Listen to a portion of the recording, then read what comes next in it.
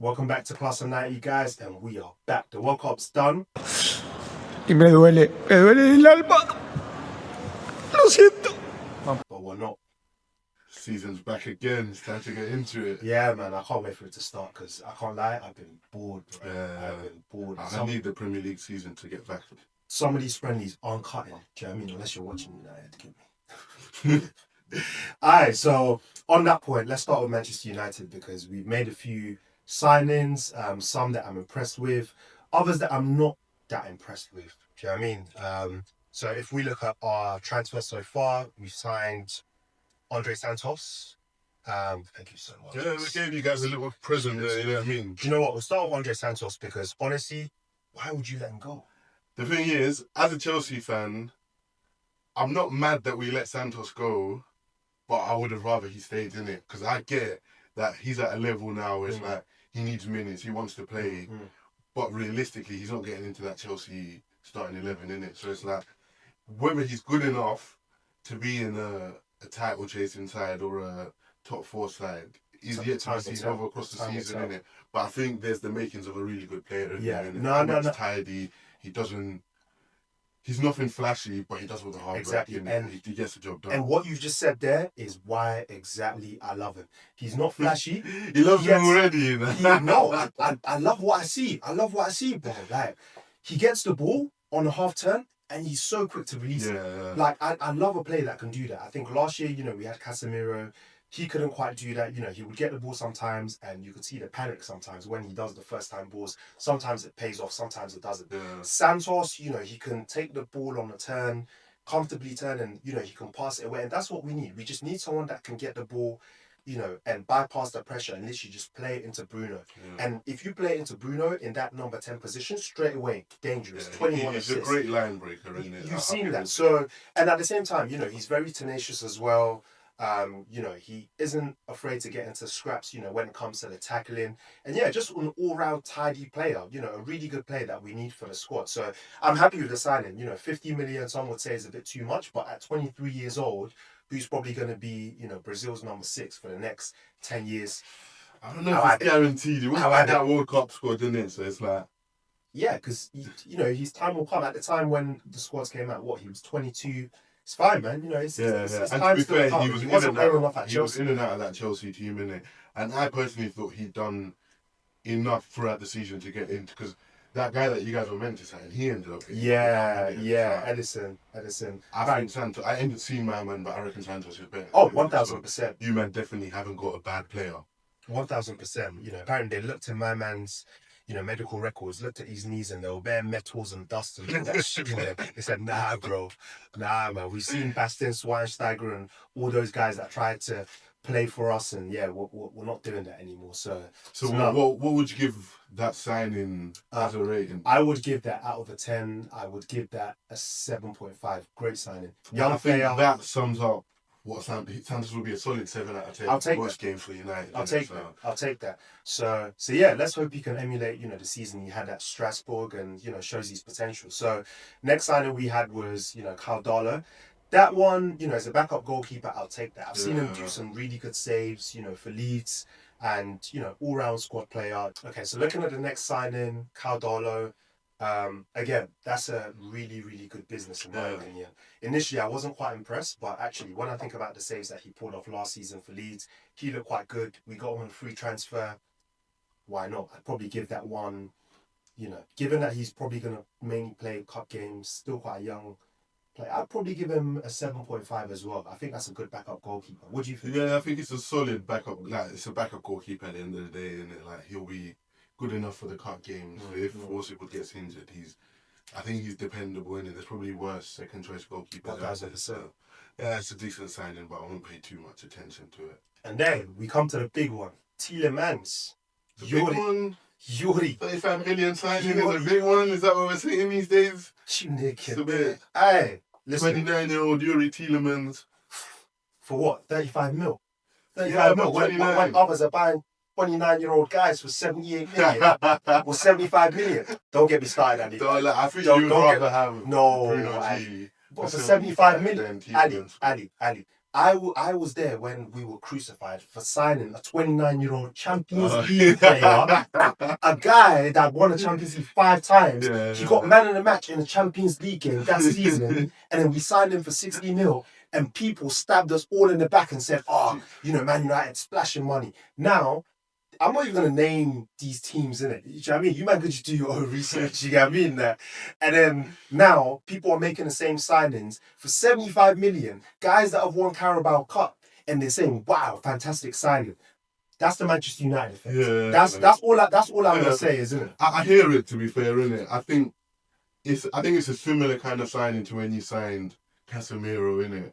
Like in terms of you need a bit of know-how in that midfield, someone that like kind of just knows their job in that midfield, and you can trust them in it. But I think, I paused you. I think it's even disrespectful to compare them to at the time when we bought him in it. One was finishing the season, winning the Champions League and the man match in the final.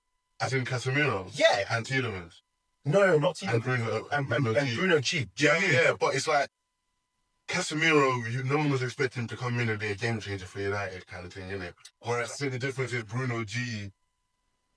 He's a bit more attacking, innit? He's a bit more of a headline grabber than Casemiro is naturally. So it's like I think he's just got it. It's definitely a clout thing, innit? He's a bit more flashy.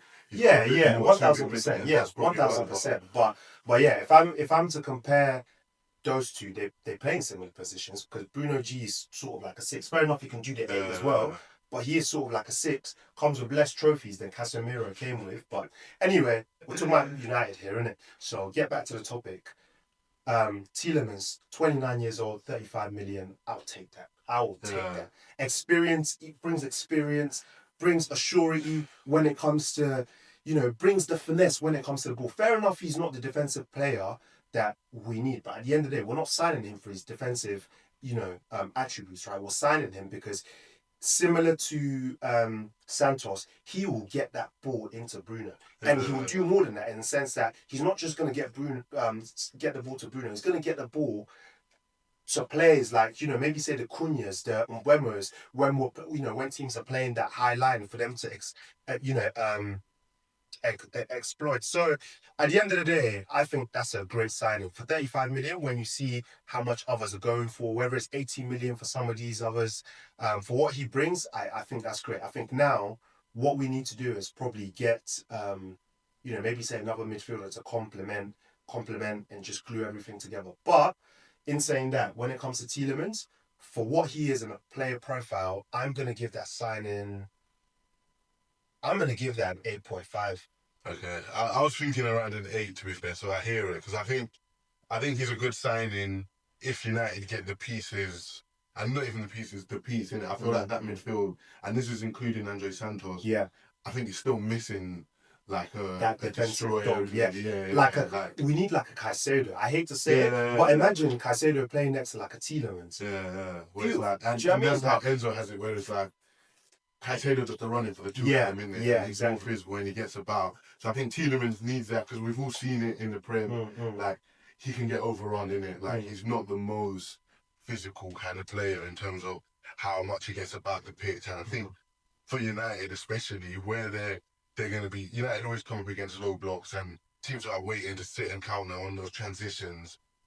Tielemans, there's going to be a lot of clips of Tielemans chasing back, looking tired. I don't mind that. I don't mind that because people take the piss out of that. But that was when he was playing for that was time ago. It happens today. Yeah, I'm pretty sure I saw clips from pre-season. Yeah, no, 1000%. But it's more of a thing where I don't mind that because that's the profile player we know that we're signing. He's been slow since Leicester days, and he was like in his early 20s. So we can't look at it when he's doing that during the season, and then people are saying, "Oh, why isn't he tracking back and whatnot?" Because you knew the type of player you were signing. I'm not looking for Tielemans to give me that when it comes to that side of the game. I'm looking for him more on the attacking side in terms of, collecting the ball, from the centre backs and then making something happen. So I think it's a great signing. In terms of what we need next, looking at that, I think we probably need like a destroyer, like you said. I'd probably say I'd get a striker if we can get rid of Xerxes. I'd probably get a striker. And then if we can get rid of Rashford.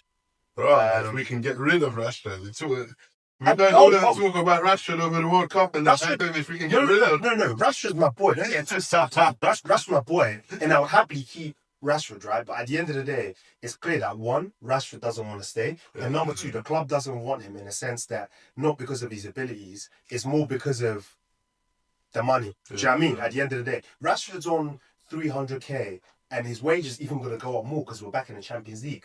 So his wage is going to go up by another, 25%. The thing is with Rashford though, it's like if you guys can strike some sort of deal to keep him, that's like a new signing, isn't it? It's like Yeah. and it's a very good. I'm sure the manager Rashford wants to at his keep it, best but is a very good but, winger. but the way you need to look at it, Ali, is that, do you know what I mean? Say someone's been on a secondment, yeah? The person's not happy. The person says, listen, boss, I want to go and work in Spain, for a few months. And then from there, the plan is that my man's going to see if he likes it and then permanently move to that office. Do you know what I mean? That doesn't work out. My man comes back now. You've been doing his role. You're probably getting paid, I don't know, maybe say 50 bags, right? My man comes back. My man's been getting paid 100 bags to do that role. Do you know what I mean? He comes back now. You're the main guy. You're doing that role, and you're saying to my man, do you know what I mean? This is how it's done. My man's sitting down, but he's on double. Bro, of course you're not going to be happy. Do you know what I mean? You're the one who's doing all the work. My man's there. Do you know what I mean? Every now and then, my man will pitch in on the projects and that, and he's the one meant to be on 100 bags. Bro, that spoils the team dynamics. You get me? Hey, put some likes on there for that comparison, man. Do you know what I mean? But listen, it spoils the team dynamics because I know Cunha and Dogu and those guys, they're not just going to sit there scoring goals and looking at Rashford on the bench, who's coming on every now and then. Maybe say getting a couple of assists, maybe say getting a couple of goals, and he's on 300 bags. It's not fair. Do you know what I mean? So it kind of breaks the wage structure. And I think that's probably the biggest reason, like the dynamic and the dressing room dynamic that is going to kind of like emerge from having Rashford there. I think it's probably the biggest reason why they'll get rid of him. I think, to be honest, I don't know where he goes. I don't know where he goes. Like there's not that many teams that are looking for a player like Rashford right now. I mean, there's Turkey. Do you know what I mean? There's Turkey. Everyone's in Turkey right now. There's Turkey in that. But I think it's too soon in his I career. agree. I think there's a Premier League. Yeah, let me not There's another peak Premier League season in Rashford, isn't it? I just think he's got to go to the right place, and I don't even know where it is for him at the minute. Yeah, no, let's see. Listen, I won't do our season predictions yet in terms of where I think we'll finish, but I think right now it's looking all right. We just need to beef up the squad, a bit more. So I'd say I want to see a striker. Maybe Xerxes goes out on loan. And then ideally I want to see another midfielder as well for sure. And then I think our squad would be complete in my opinion. But United fans, let us know what you think in the comments, man.